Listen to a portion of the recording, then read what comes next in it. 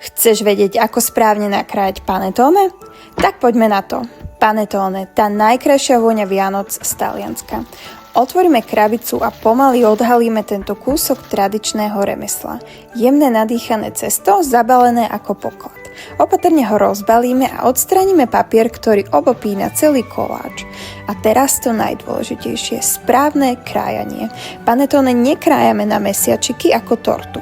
Režeme ho cez celú výšku z hora nadol.